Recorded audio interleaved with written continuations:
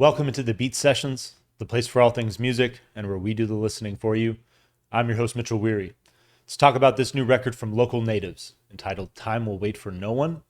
They released that on July 7th. This is studio album number 5 for the band and their follow-up to 2019's Violet Street. Time Will Wait for No One. This album's kind of a trip. I am roughly the same age as all of these guys. If you're familiar with them, if you've followed them throughout their career, this is a band that started off with a debut record that was a vibrant celebration of youth. It's pretty interesting. These guys, they've known each other forever, recorded that album in a house that they got in LA. That's where they're based out of. And it's definitely one of those records where you listen to it and there's a sense of these guys just being invincible. I think that goes along with just being that age. And I remember feeling that way. And so here we are roughly 20 years later. And man, inching in on 40 is kind of a trip. It's cool because you've had an opportunity, roughly I'd say a couple of decades, to establish yourself and to do some cool work and to be a part of something special. And so there's a ton of great things to reflect on and to be happy about, but it's still a kick in the pants. You're not old, but you're definitely not young by any means. And it can be kind of a trip to come to terms with that. And that's really what this record is all about. And what I love with it is that it's done with grace and lyrical brevity, if I may say. I think that's something that has always been a strong point for this band. But these are themes that come up often in music, and I feel like especially it's funny. I was reading a review that was talking about the new age rock star and how the kind of old school live fast, die young thing is it's not how people choose to live anymore, especially not a lot of musicians anyway. And so you do get a lot of these bands that come into middle age and perspectives change and the music changes along with that, obviously. This record is probably the most mellow affair that this band has put out, but it still has that signature Local Native sound. Great harmonies and melodies, but they're more hushed. They're more, I don't know, they feel a little more pensive maybe. But I love the reflections of aging, of that concept of not being able to beat time. And the reflections here are done really well. They don't feel banal at all. And the music moves it along just splendidly. Pretty fast affair, 10 tracks. You get an intro track, so it kind of feels like 9 songs coming in at roughly 34 minutes. But this is a band that is celebrating, embracing that phase of their lives, as difficult as it may be in certain regards. But this is a group of individuals that, knowing how much time they've spent together and what COVID did to their friendship, I think one of the things I really enjoyed about this record is the reflection on what time and aging can do to friendships. And friendships are relationships. And I'm so guilty of it. And there's a lot of phone calls that I need to make after listening to this record. And I hope a number of those individuals pick up. It's been especially easy in the last couple of years to just not put the effort into making that phone call, taking the time to sit down and just be on the other end for someone whom you've spent a lot of time with, someone you cherish, someone who means a lot to you. And I got a couple of close friends where, especially in the last few years, I've had so much on my plate, trying to get this channel off the ground, purchasing the home around me to create a better studio space. And I feel I've dropped the ball in that regard. And these guys talk about the separation that COVID caused and how they honestly went through a process of even wondering if they wanted to continue together as a band. And so knowing that they, the things fell into place, oftentimes there are signs, and you need to keep your eyes out. You need to pay attention to the things around you. But there were some signals to these guys that it's like, all right, I think that we can do this. I think we can get back to this. This is ultimately what we were meant to do. And they were able to overcome that obstacle and that hurdle. And I think that's the coolest thing about this record, is that focus on knowing that everything in life that is worth having requires work, requires maintenance, and friendships are no different. They require effort and reciprocity. And so that's my favorite thing about this album.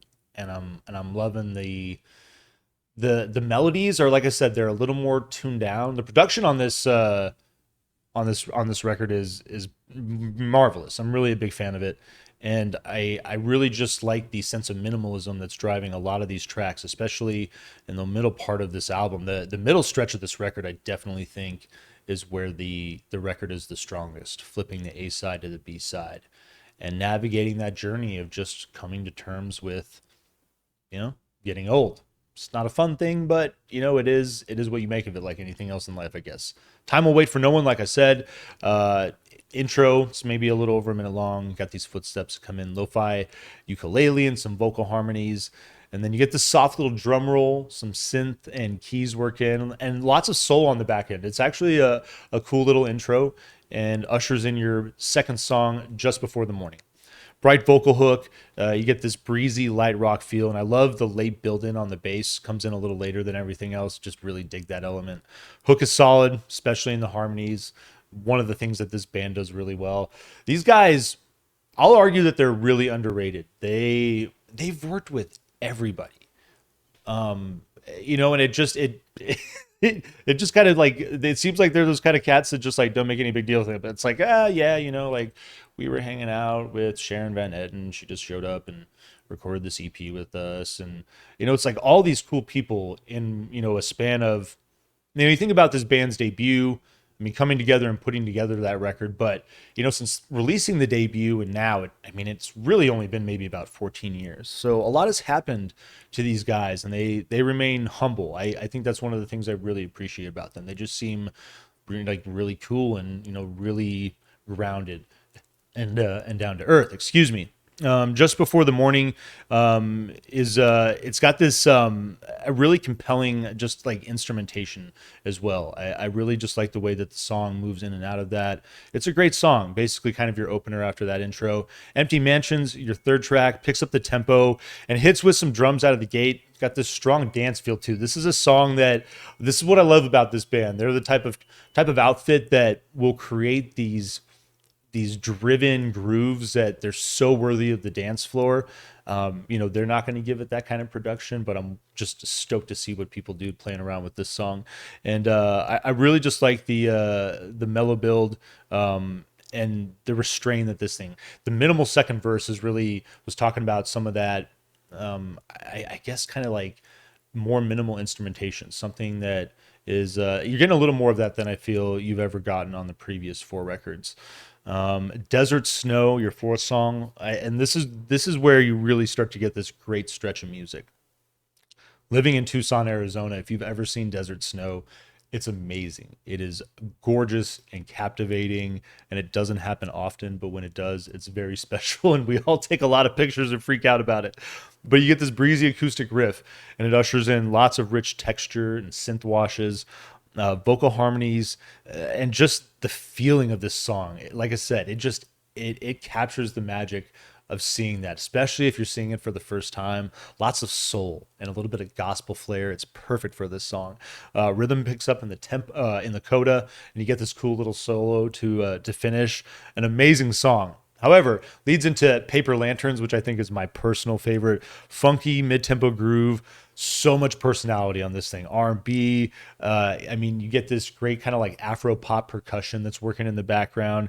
I really dig the strings that work in. Another great bass lick on this song. It's the highlight for me. I absolutely love this track. Lyrics are solid too.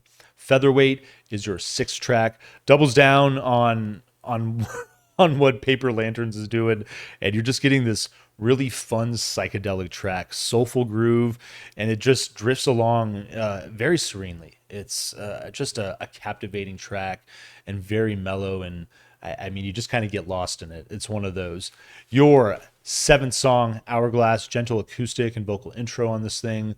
I love when the song fills in. You got this big soaring melodies that work on this track, the harmonies as well, and it takes this fuzz-driven hard rockin' feel about 2 minutes and 15 seconds in.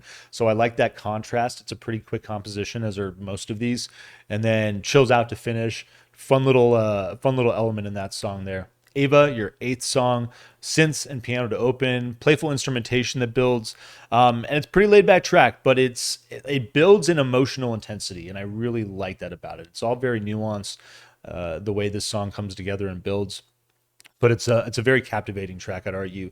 And then your ninth song, NYE, picks up the tempo, and this might be the one moment where these guys are like, hey, like there's still those moments where we want to grab a hold and try to maintain a little bit of that spirited youth that we once had. And it's interesting the way that it acts as a penultimate track. I think it's perfect given this entire process of coming to terms with being at this point in life, and oftentimes the complications and the little bit of extra effort that it takes to maintain things, and to just keep those friendships in place, I guess. And so it's a cool track.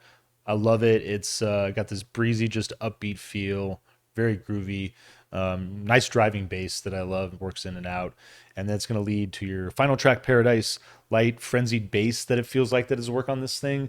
It kind of sounds like the opening of Block Parties, like Eating Glass, but I can't tell exactly what that is at the open. But it's almost just like a light tickle on a bass, or maybe it's a synth. But simple piano and vocal. It's really gentle. This kind of like breakbeat works in a little bit into the track, and then the bass starts to play off the piano as this thing progresses, and it's a pensive track. It leaves it open ended.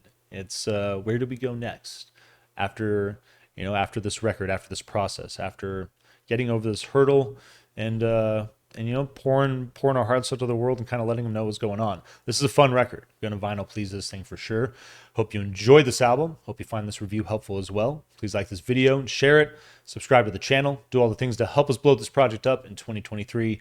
Stay tuned throughout the week for more album reviews. We'll see you next time on the Beat Sessions.